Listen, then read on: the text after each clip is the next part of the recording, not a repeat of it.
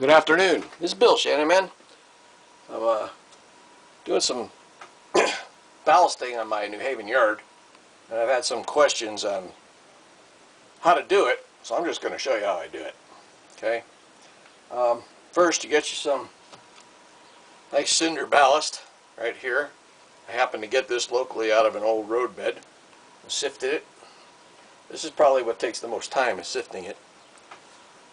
Anyway, I get this little scoop, and I kind of tap it with my finger and shake, and it comes out where I want it instead of going not where I want it. Now, I've done is mostly pre-done this for you, but I've got a little bit more here to do of the main line that runs through the yard here in Hartford. So I'll put some of this down. This stuff is actually from a friend of mine in Salt Lake City, Lee Nicholas, who had one of his friends get it for me from Oregon. And this is what this is volcanic sand. Came out of one of the rivers up there. And we'll just deliberately apply this. And we're going to smooth it out some. Scoops come in handier than spoons. It's a nice soft brush here. What I'm going to do is take it and smooth out and get the ballast in between the ties and off the rail sides.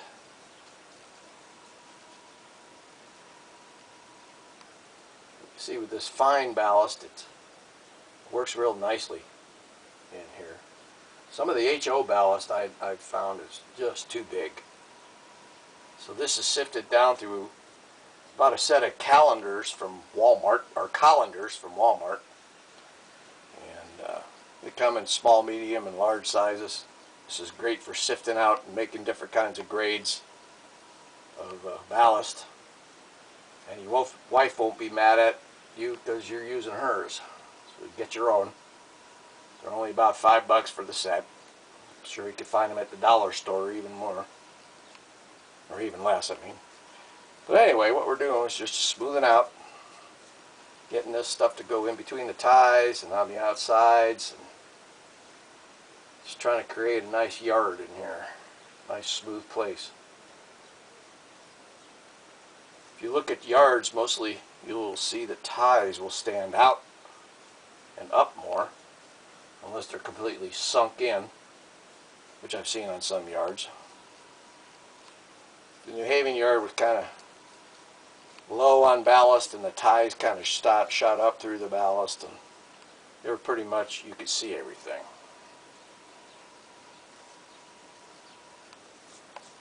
So we'll just continue on here, smoothing it out. Notice you get a little dust with this, but that's fine. It'll settle down. You'll notice here I'm trying to get it off the inside rail heads so the wheels won't catch it. With a lot of ballast products, you find that the wheels will catch if you don't get it off the rails, on the inside at least. Well, it doesn't matter on the outside. But you got to remember that ballasting is a model too. So whatever model you're doing, get the right kind of ballast for it. If you're doing a yard, if you can find an old spur or something that had cinders in it, it's well worth the time going out and sifting it and collecting it and putting it in a bucket and bringing it home to use on your railroad, because it's free. If you're unlucky enough not to have any of this stuff, well, in Woodland Scenic's cinder ballast is pretty darn close. I would add a little white, maybe some magenta from some of those two-part grout mixtures, you can get for doing your grout and your tile work. That comes in handy. You can mix that in here. It's about the fine grained sand that you're going to need. And just going to do a little bit more here. Come up to a stopping point. I do these in about 2.5, 3 foot sections.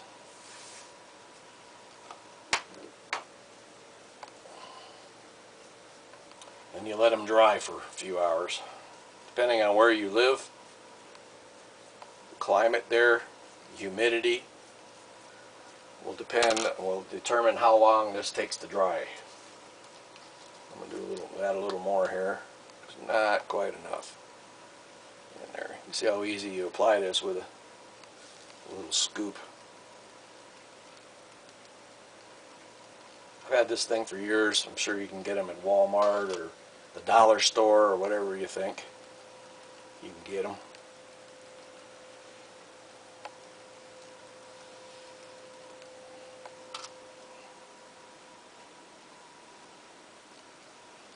And at the ends here, it really doesn't matter if you think you're thin, because you're going to go back and overlap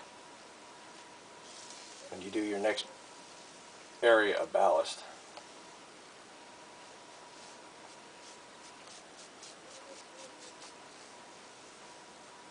So we'll finish this up here.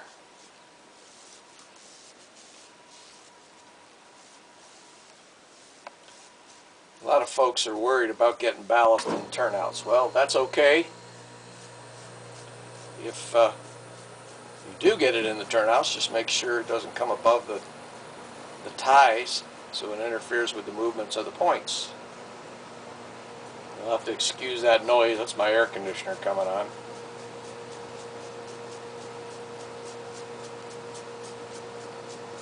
And it always does it when you want to do something on film.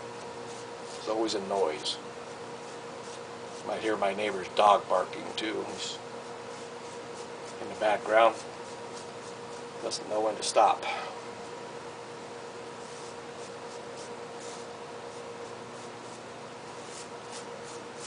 You see how easy it is to smooth this out. Once you get the hang of it, it goes pretty fast. You get a little lump or something, just take it, smooth it out on the side of your brush. Just pat it down a little bit. Put a little more in here.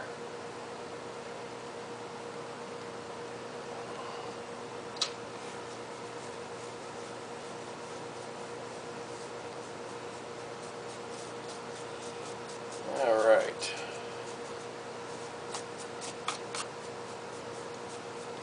When you get into the turnout sections, like I am right here, you kind of want to try and keep it away from the sliding points. Keep it out of the frogs, brush it out of the guardrails. Even though you need it in there to begin with, it comes out real easy.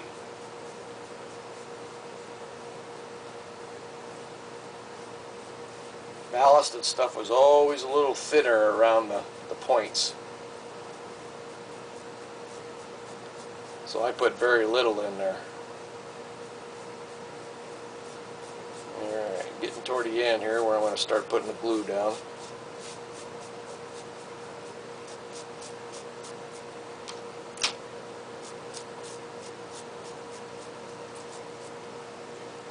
I'm going to show you here, you just do a little bit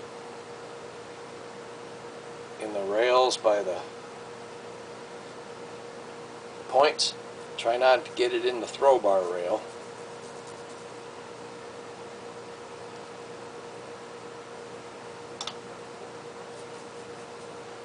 And then you can kind of push it away with your brush. If you do get some in there, clean it out. Move it back and forth, it'll slip down. Just leave yourself a little room for that. Okay. Alright.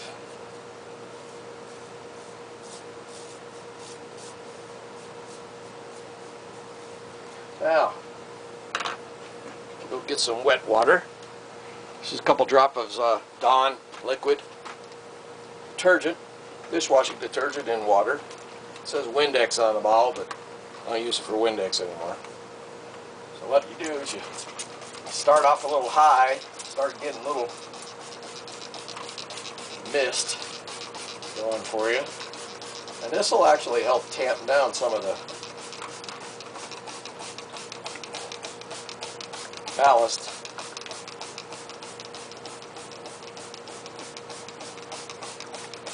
Alright, hope I'm not getting any in the lens. And then you just start wetting it down. This dries up pretty quick, so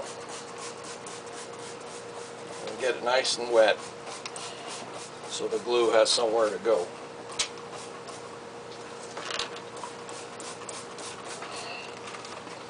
And if you do an area that starts drying out, well, you just come back and wet it down, but this is pretty sufficiently wet. Okay.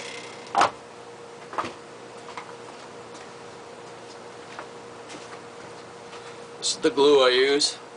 It's like 40% Mod Podge matte medium. I've been using this for 30 years on different railroads, and it works well. If you want to use white glue, use white glue. It's everybody's preference. Use what you want to use. And I've taken this T-pin and marked it where I have to put the glue. And this goes pretty fast. All you do is just kind of spread it out like this. Go down the next track. And you notice you're trying to keep it off the tops of the rails, and it will do that for you.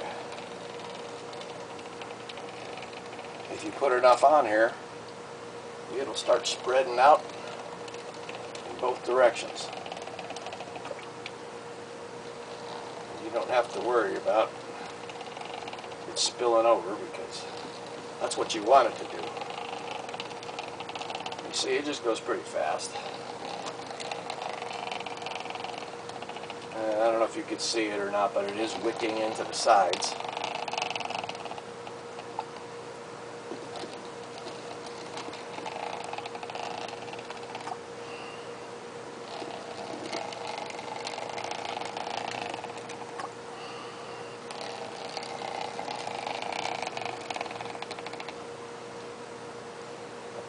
If you look at it, you will see areas where it may need some more. Just go along the outside of the ties instead of on the inside, and it will wick over to the dry spots.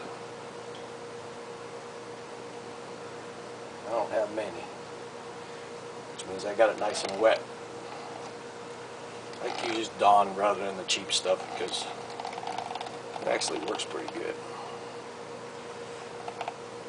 Now you're coming around turnouts, you have to just be a little bit more careful around the points and such. But it'll still go where you want it to go. Be a little lighter around when you get to the points area.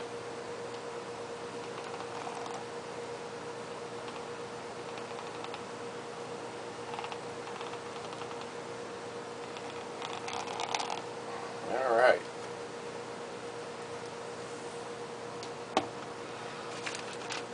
It's a little coarse turf.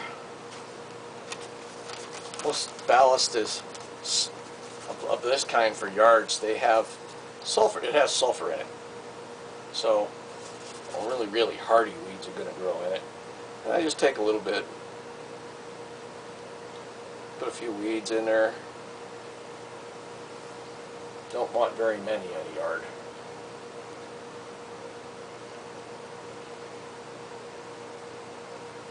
If it seems like too much, just pick it up and move it.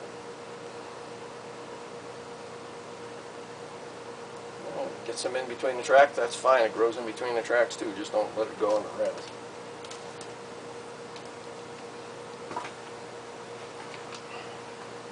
I also use this coarse turf medium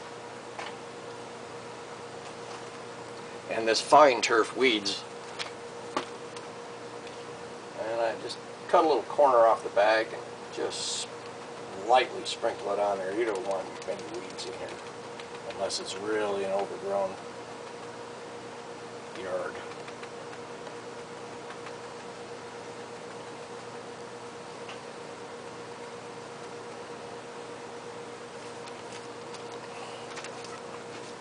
here's a neat little trick.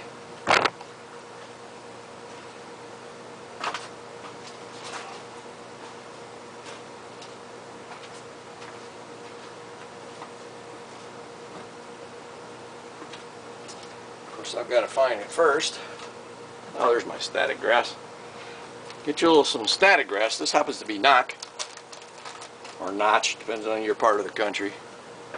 And I have on a pair of slippers with rubber sole or Crocs. I happen to have Crocs on, and I have these rubber tiles on the floor. So I just give myself a couple of scrapes on there, and then I take this and kind of let it fall out, and you will become static applicator.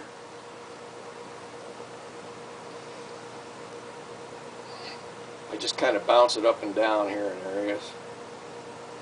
You can see it's standing up even without. You run out of charge, take your other hand and put it into the wet.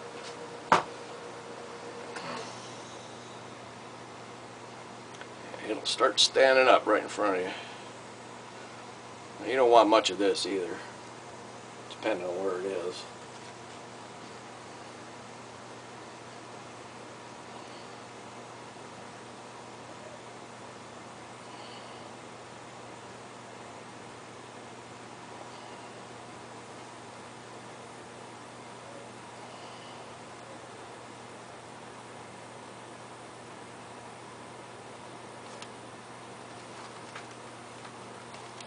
And that's how I apply ballast to my yard and some weeds and such. So there you go. Go give it a try. It's pretty easy. Good afternoon.